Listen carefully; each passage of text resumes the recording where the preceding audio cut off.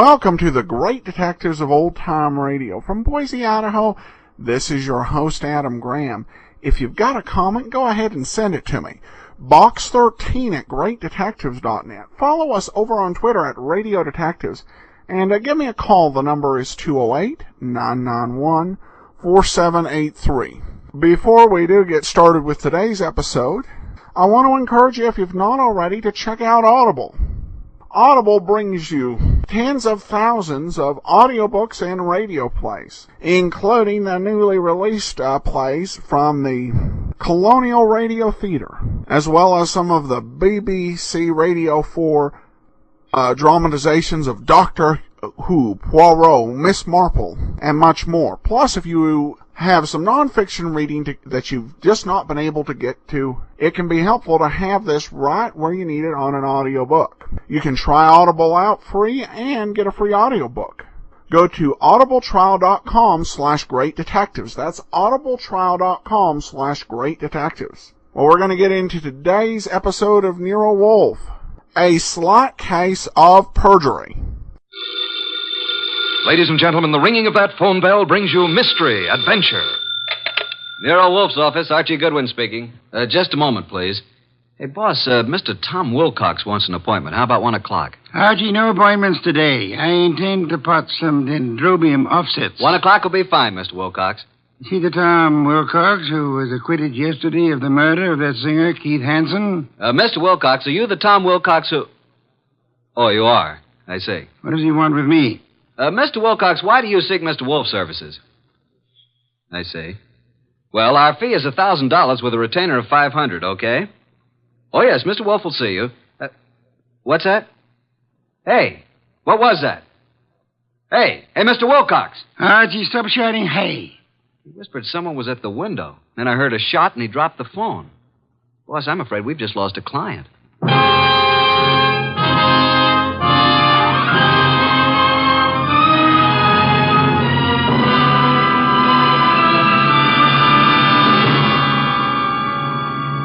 Ladies and gentlemen, it's that renowned genius who is the bulkiest, balkiest, most ponderous, and most brilliant detective in the world.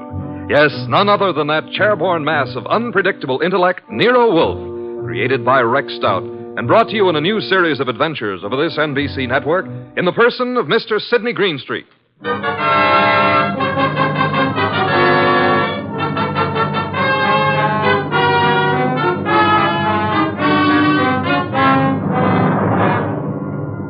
This episode is one Nero Wolfe refers to as a slight case of perjury.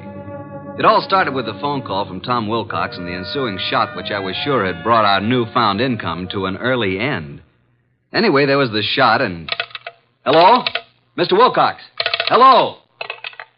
Oh, boss, I've certainly waited long enough for him to come back to the phone. We may have just lost a nice bankroll. Nonsense, Archie. Other clients will rescue us. Now for a cold bottle of beer, Archie. We're almost out of beer. I better get over there and see what happened to Mr. Wilcox. The beer first. Nero Wolfe's office, Archie Goodwin speaking. Oh, Wilcox, you all right? Well, was that a shot? It was, huh? I'm glad it missed. Tell him to come right over here. Yeah, you dug the slug out of the wall. Well, come right over. Boss, the police never found the gun that killed Keith Hansen. No gun was found. Wilcox said he thinks he was shot at with a .32. He dug the bullet out of the wall. The murderer of Hansen must now be after Wilcox. If Wilcox is telling the truth. He was acquitted. The society gal, Mrs. Patricia Park, established his alibi, said she was with Wilcox at the time the murder was supposed to have occurred. I read the papers, Archie. Where's last night's paper? Wow, boss, look at her picture. Ooh, she's a honey. Archie, will you get me some beer? Well, if you move your arm 6 1/4 inches, you can't possibly miss it. Mr. Wolfe, this is Tom Wilcox, our new client. How do you do? Archie, the red leather chair for Mr. Wilcox. Mr. Wolfe, I'd like your aid in finding the murderer of Keith Hansen. Indeed. Why do you suppose you were shot at this morning? I gave a statement to the press last night, which was printed this morning, saying that I was going to seek out the killer of Keith Hansen. The killer obviously wants me stopped. Here's the bullet, a .32, I'd say. Why did you go to Keith Hansen's apartment on the day of his death? I went there to tell him to stay away from my sister. We had a fight. The manager came and stopped us. I told Hanson I'd kill him if he didn't lay off. The manager heard this. Then I went home. What time was that? About 8:30. The police claimed I returned to Hanson's apartment and shot him. I couldn't prove I was at home all night. It was going rough for me until Patricia Park testified she was with me at the time when the crime was said to have been committed. Why didn't you tell the police in the first place that this Patricia Park was with you? Well, that's the whole trouble. She wasn't. What? Her claim that she spent the hours from 9 till midnight with me was a lie. In fact, I'd never met the woman in my life. Have you contacted this Patricia since your release, Mr. Wilcox? Yes, but she refuses to see me. Archie, phone Mrs. Patricia Park and tell her that she must see you at once for her own good. Time is of the essence.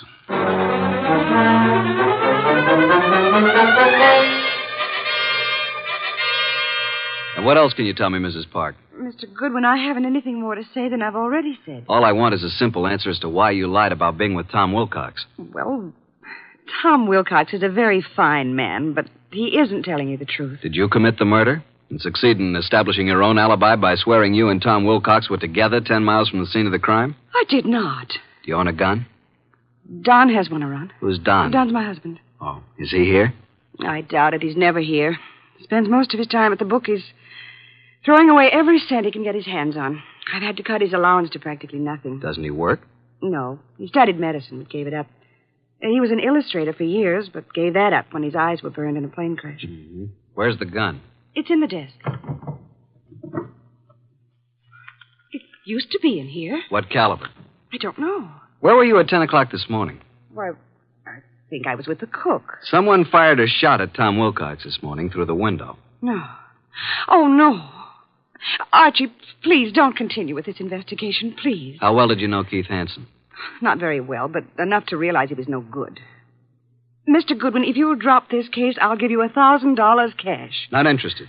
But I am interested in learning why you lied, why Tom was shot at this morning, and why you should try to bribe me. You must stop for your own sake. How will it benefit me to step out of it? The killer tried to stop Tom Wilcox. You might be next, and he may not miss this time. Go on. Why have you been protecting Wilcox? I believe Tom Wilcox was innocent. And I didn't want him to be sentenced to die, so I lied at the trial. He told us today he'd never seen you before. That's true. But he looked so innocent, so clean and good and decent. That's not very believable. If you don't think Wilcox killed Hansen, who do you think did it? Please believe me, Archie. I don't know. I tell you. Hi, sis. Hey, what's the matter? Are we intruding? Oh, hello, Marge. Brad, come in. This is Mr. Goodwin, my sister and brother-in-law, Marge and Brad King. How do you do? Hello. What gives, and who's Mr. Goodwin? A private detective, Marge. I've just explained to Mr. Goodwin that I wasn't with Tom Wilcox at the time of Keith Hansen's murder. Pat, why did you tell him that? Mr. Goodwin, I hope you will not use this knowledge against Pat. Did you all know Keith Hansen? Yes. And my husband and Keith went to school together. Keith, Don, and I were on the same polo team. Where were you at the time of the Hansen murder, Mr. King? He and Don were attending a horse show at Madison Square Garden. Marge and I didn't want to go. We stayed here. Where were you at 10 this morning, Mr. King? Why, I had an appointment with my dentist, Dr. Flagg, Rockefeller Center. And you, Mrs. King? I was shopping. Ilsa's salon, a sale on dresses. Why all this questioning? Marge, someone tried to kill Tom Wilcox this morning. What? May I use the phone, Mrs. Park? Yes, of course. First door to your left. Suppose you try to find the gun. Marge, that gun is missing from the desk. I haven't seen it. Do you know the caliber, Mr. King? 32, I think. It must be in the house. For your sake, I hope you find it.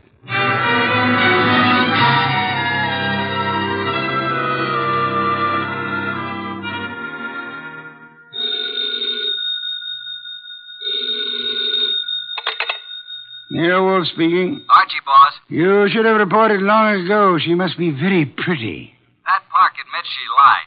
She claims now she was with her sister, Marge King. Marge and her husband, Brad, have alibis, and all have alibis for this morning. I'll check them before I return. Where were they the night of the Hansen murder? Well, Brad and Don Park, that's Pat's husband, were at the Madison Square Garden horse show. Pat and Marge were together here at the house. Impossible to verify the Madison Square alibi at this date.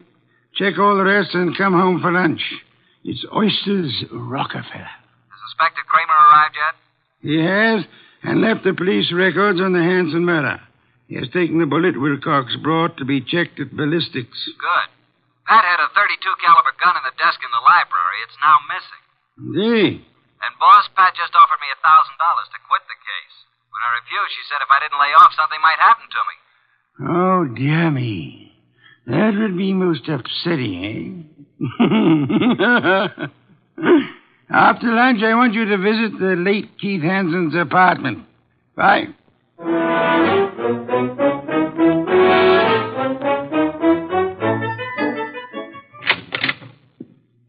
Before you join the others, Mr. Goodwin, I want to talk to you. All right. Close the door, Marge. Pat didn't mean anything when she offered you money, Archie. And she wasn't threatening you, honest. I'm convinced. Why the pressure? Well, why don't you sit down? Here, by me. Okay. What's on your mind, huh? Archie, I can add another 1,000 to what Pat offered. Wouldn't that be enough, Archie? I can give it to you right now. Brad will write a check. Does Brad want me to stop, too? He said you couldn't be persuaded. Every one of you seems to have had a reason for killing Hanson. None of you apparently liked him. Now be a good little girl, Marge, and stop trying to act like a Delilah. If you're innocent, you have nothing to worry about. You're stuffy. I hope you do get hurt. Thanks a million. Now let's join the others. Well, Pat, did you find the gun? I can't find it anywhere. Oh, Mr. Goodwin, this is Don Park, my husband. How do you do? How are you? Have you seen the gun, Mr. Park? Not for ages. You're a detective, eh? Yeah. May I ask where you were this morning about 10? Why? Well, frankly, I was at my bookies. Where's that? I can't tell you, but I'll call him and you can check it. Were you and Brad together at all times during the horse show the night of Keith Hanson's murder? No. Brad wandered away a couple of times, and I saw some people I knew. You know how it is. We'd meet at intervals. Archie, you're wasting your time. None of us is guilty. I made a fool of myself, that's all. Tom Wilcox was such a decent man that I hated to see him have to pay for taking Keith Hanson's rotten life. If a man's guilty, why should you butt in? You never use your head. Pat is one person who thinks of others before herself. Marge, forget it. Now you've got private detectives snooping around. What are you after, Goodwin? Who are you working for? Why don't you let my wife alone? The case is closed, isn't it? Maybe. Don, this just makes it more interesting to Mr. Goodwin. As a matter of fact, I think you all know more than you're telling. I still think Tom Wilcox killed him. And there's only one reason why Pat should protect him. Don, that's enough. Nice, happy family, suffering all the torments of a guilty conscience. Is that it? What are you trying to do, Mr. Goodwin? Get your nose poked? Not exactly. If not, you'd better leave. Okay, Mr. King, I'll run along. Mr. Wolfe will be anxiously waiting to hear about this. So long.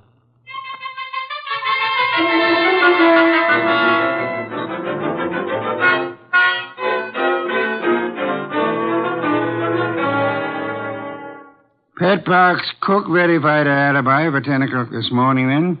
What about the other alibis? Well, Brad's dentist said that he didn't get to Brad until about 10:30. His appointments had run over. He wasn't sure if Brad was there at 10 or not. The nurse was out at that time. Marge's alibi is no good. And that mob at Ilsa's, the saleswomen wouldn't have known their own mothers.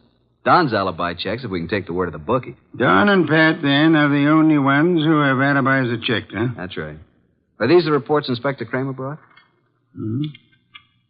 Keith Hanson's body showed obvious signs of battery. Lips were swollen and lacerated, clothes disarranged. Knuckles of the right hand were skinned, nose fractured. Major contusion over the right eye. The eyes were closed. .32 caliber bullet was embedded in the left chest wall. Wow, what a battle. I am of the opinion that Hanson was battered by two different people. I think someone arrived after Wilcox was thrown out by the manager, and this someone gave Hanson another beating. Really, boss? Come, let's have dinner. Then you must get over to Hanson's apartment.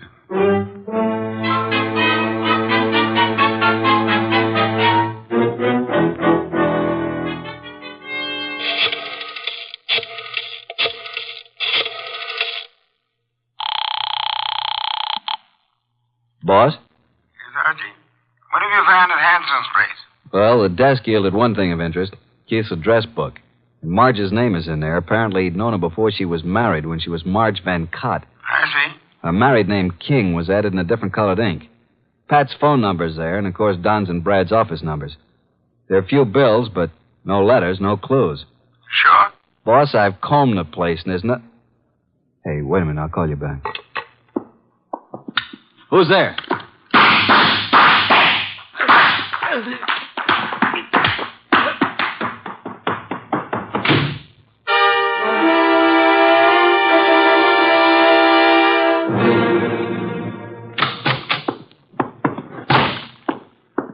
Archie, you know I dislike the banging of doors. Sign of ill breeding. Archie, what happened to you? Target for tonight, Archie Goodwin. Your forehead's bleeding. You better have Fritz fix it. Well, my head can wait. Some guy certainly surprised me at Hanson's. Creased me on the forehead. Good thing I snapped off the lights. He emptied his gun at me. We scuffled and he got away. And then I dug his slug out of a chair. I think it's a .32. But look at this, boss. A little round piece of glass. Found it on the floor. It's very small, very smooth, and concavo-convex in shape. Half an inch diameter. Watch crystal? Don't think so. The edges are too smoothly ground. I'll examine it under a magnifying glass. I'll get it, boss. Oh, hi, Tom. Come in. Mr. Wilcox, boss. Archie, hey, what's happened to you? Somebody tried to scalp me. Good evening, Mr. Wilcox. The red leather chair, Tom. Archie, please finish your report. Did you notice anything else of importance at Hanson's apartment? Is that where this happened? Yeah. Well, there were dozens of gals' photos scattered around. Photos, eh? But no letters, Archie? Not a one. There must be some letters, Archie. Love letters. Wherever we have girls' photos and telephone numbers, I assure you they're bound to be love letters. That is what we must find. But then we'll have a motive. Yeah, but where do I look, huh? Go to Hanson's dressing room at the Club Diablo. I have just phoned the place. A female singer is substituting for Hanson, but she won't arrive until supper hour. Mr. Wilcox, accompany Mr. Goodwin, if you please. Keep your eyes open. I need the boy. Then you do love me, boss? Come on, Tom. Let's look at this Club Diablo.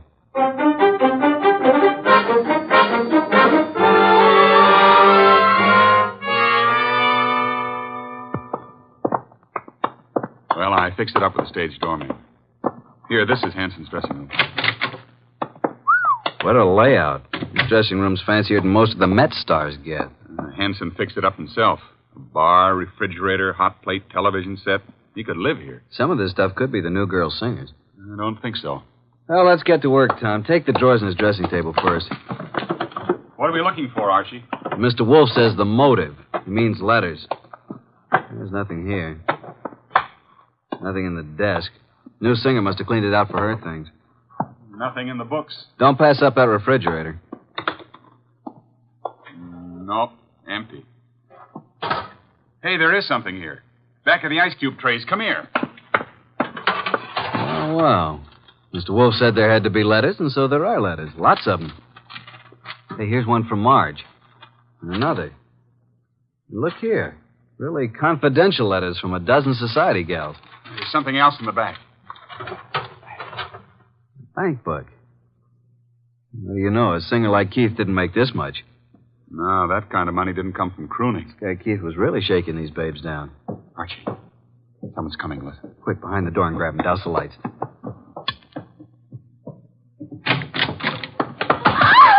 Marge, run! Hold it, Tom. Well, it's you two. You dirty rat. Higgin woman. Tom, what are you and Archie doing here? The letters. Oh, Archie, you found them. Archie, please, give me those letters. Don't touch. I'll just put them safely away in my pocket. Besides, you didn't write all of these. Give them to me. At least give me my letters. I'll tell you what. You go on home and stay there, and we'll leave it up to Mr. Wolfe. Tom, take him outside. I want to use his phone. Come along, ladies. Let us oblige Mr. Goodwin. I'll meet you at the stage door, Archie. Right.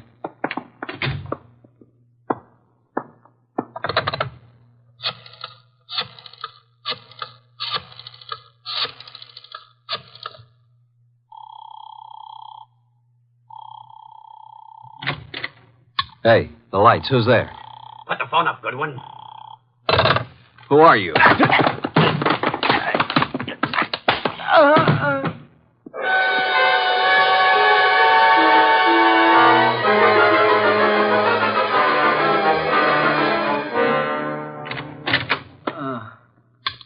Archie, what happened? Are you hurt? Here, let me help you. I'm all right. I guess. Ooh, my head. Did you see anybody? No, I didn't. I shouldn't have left you. Turn out the lights before I saw him. He whispered. Got away with all the evidence. Where are the girls? I sent them home in a cab. Well, let's get over to Mr. Wolfe. This is tough luck. If I'm not mistaken, his next move will be to have a little get-together with all concerned. Come on.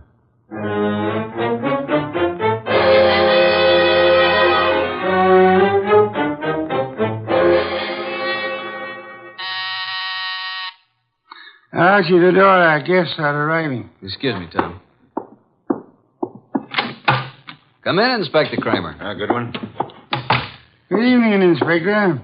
Well, Mr. Wolfe, got the killer? You said you'd hand him over to me this evening. In time, Inspector. You know Tom Wilcox, of course. Mr. Wolfe. Evening, Inspector. What about the ballistics report, Inspector? The bullet was shot from the same gun that killed Hanson. And that gun, I am certain, came from the home of Pat and Don Parks. Marge and Brad King also had access to it. I have one more bullet here, Inspector, one fired at Mr. Goodwin. I am sure it was also shot from the same gun. However, it isn't important now. Isn't important? It almost cost me my life. You can make it into a charm if you wish. Inspector Kramer, before our other guests arrive, I must tell you that Mrs. Park lied on the witness stand. She was not with Tom Wilcox at the time Keith Hanson was murdered. In fact, they were absolute strangers. What? Sit down, Inspector. 4 other guests are due to arrive any moment. Well, who are the other guests? Patricia and Don Park, Marge and Brad King. One or all is involved in the Hanson murder. Archie, do any of these people wear spectacles? Nope, none of them. Do you know why this person killed Hanson, Mr. Wolfe? First of all, Hanson was a blackmailer. The girl Marge was the current victim. The letters Hanson held were the threat. I'll explain later. Well, then Pat must have thought that Marge killed Hanson to get the letters, and she lied on the stand to save Tom's life because she believed Tom was innocent. Where's this Marge King? I'll have her picked up. Sit down, Inspector. Archie, I believe our guests are arriving now. Come in, come in. How are you? Good evening. Archie, cheers. Inspector Kramer, Patricia and Don Park, Marge and Brad King, and this is Tom Wilcox. We met at the Club Diablo this afternoon. All right, Mr. Wolfe. Which one is it? Patience, Inspector. One of these 5 people is the murderer of Keith Hanson, a killer. What is this nonsense? Please sit down. Mr. Wolfe speaking. Go ahead, boss. Any one of you had sufficient motive to have committed the Hanson murder. Not one of you has established a bona fide alibi. You who are actually innocent must tell the truth, or you shall all suffer as accessories after the fact. Mr. Wolfe, you're wasting your time. Marge, several years ago, you were secretly married to Keith Hanson. It lasted but 1 week. You gave Keith the money to get a divorce from you at Mexico. He didn't, which made you a bigamist when you married Brad. Keith was all set to blackmail you. He knew your husband, Brad, was wealthy. Marge, is this true? Yes. Oh, please, Brad, I thought he got the divorce. If I'd known that, I would have killed Hanson myself. Maybe you did kill him. One moment, Inspector. Patricia, you lied on the stand to protect Tom Wilcox here because you believed your sister Marge was guilty of Hanson's murder. Why did you believe her guilty? Were you at the scene of the crime? Marge, it's time to tell the truth and clear all this up. You won't be satisfied until you're in jail. Will you shut up? Quiet, please. Go ahead, Marge. All right. Keith Hanson was shot from the bedroom while I stood talking to him in the living room. You went there to buy back your letters? Yes, Pat drove me to his apartment. There was no place to park, so she said she'd drive around the block until I came out. That's why she's never been sure whether I killed him or not. That's right. Because I feel I might have shot him if I'd been in your place. Because of what Hanson did. What was it he did? Keith Hanson demanded $10,000 in exchange for the letters. Pat loaned me the money, so Brad wouldn't know. What? Is that true, Pat? You loaned her $10,000? I got to Keith's apartment about 9:30. He looked awful. He obviously had been in a fight. The room was mussed up and his nose was bleeding. Yes, go on. He went to the bedroom to get the letters and came back saying they were gone. I didn't believe him. Keith said he knew who had taken them and he'd have them back by morning. He grabbed the money from me and put it in his pocket. He was just about to tell me who took the letters when there was a shot from the bedroom door. Keith Hanson fell to the floor, but I didn't see anyone. I wanted to get my money from his coat pocket, Pat's money, but I couldn't touch him. His staring, wide-open eyes were horrifying. I ran. Poor baby, why didn't you tell me? I think you're lying, young lady. You took the gun from your sister's desk, and when Keith Hanson didn't produce the letters, you deliberately shot him. You didn't even offer him any money. You kept it yourself. No, I didn't. Oh, Pat, don't believe him. Inspector Kramer, she's innocent. I know who did it. Oh, no, Brad, stop. Oh, Brad, what are you saying? All right. Break it up. Yeah, so do I know, Brad. That's why you left the horse show. I've thought you were guilty all along. All right, Inspector. Now you know. I don't get this, boss. Inspector, ladies and gentlemen, please. First, which of you had some medical training? Medical training? Well, Keith Hansen and I both went to medical school. Why? That is most enlightening, Mr. Park. Marge and I were nurses' aides during the war. And perhaps you can interpret this medical phraseology for me. These few lines from this little medical book. Archie, hand it to Dunpop. Will you read it, please? At top of page 75. It says the form of pernicious anemia commonly found in the human is... Now, Don, hold your hand over your right eye and read on. What? Also common to the many lower... Now, cover the left eye and read with the other. What is this? Go ahead. Well, many lower animals and this light isn't so good. Step close to me. Yes, thank you. Mr. Park, here is the contact lens for your right eye. I'm sure you've been tremendously handicapped without it all day. Inspector Don Park is your murderer. Don't move, Park. Keep away, I warn you. Drop that gun, Park.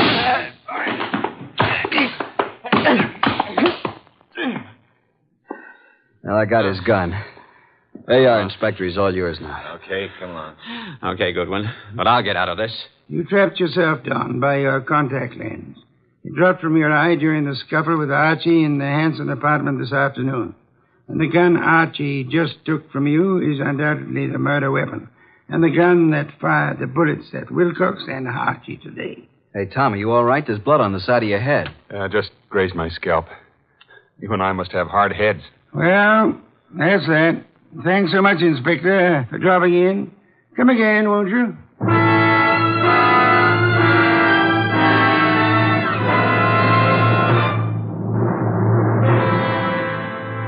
This was a rough day's work, boss. Some beer, Archie, please. Right. Hey, what was that business about the medical training? Marge said the body of Keith had staring, wide-open eyes, preventing her from touching the body. But the police found the eyelids closed. How did they get closed? Well, he must have bothered Don, too, and he closed them. His medical training. Right. A layman would never touch the eyes of the dead. Marge couldn't, not even to get back the $10,000. Here's your beer. Why did Don do all this, boss? Obviously, he learned of Hanson's blackmail scheme and was trying to force him to agree to split Marge's $10,000. Don was quite startled a minute ago to learn that Pat, his own wife, put up the money. However, when they heard Marge arriving, Don stepped into the bedroom, found Marge's letters in there, and must have hidden in the closet. And then as Keith Hansen was about to speak Don's name, Don shot him and took Marge's money.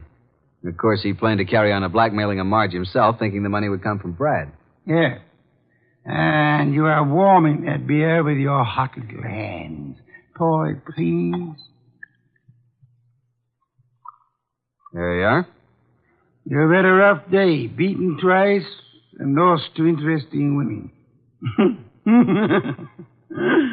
Tonight you may open your bedroom window. Good night, Archie.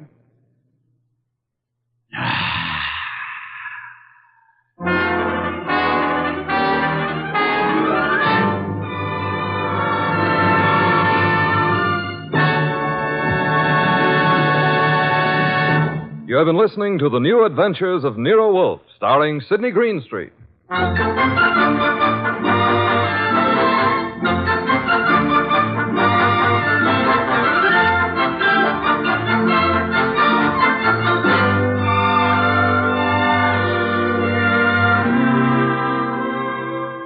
Tonight's transcribed story by Gladys Williams was based on the characters created by Rex Stout. This is an Edwin Fadiman production, produced and directed by J. Donald Wilson. In the cast were Harry Bartell as Archie Goodwin, and Mary Lansing, Gene Bates, Paul Marion, Barney Phillips, Ken Peters, and Bill Johnstone. Next week at this same time, Nero Wolfe and Archie will bring you The Case of the Lost Heir. Don Stanley speaking. 3 chimes mean good times on NBC.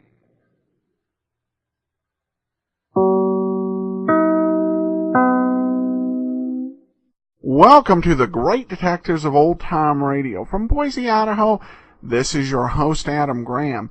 If you've got a comment, go ahead and send it to me. Box13 at greatdetectives.net. Follow us over on Twitter at Radio Detectives. And give me a call. The number is 208-991-4783. Before we do get started with today's episode, I want to encourage you, if you've not already, to check out Audible. Audible brings you tens of thousands of audiobooks and radio plays, including the newly released plays from the Colonial Radio Theater, as well as some of the BBC Radio 4 dramatizations of Doctor Who, Poirot, Miss Marple, and much more. Plus, if you have some nonfiction reading that you've just not been able to get to, it can be helpful to have this right where you need it on an audiobook. You can try Audible out free and get a free audiobook. Go to audibletrial.com/greatdetectives. That's audibletrial.com/greatdetectives. Well, we're going to get into today's episode of Nero Wolfe, a slight case of perjury.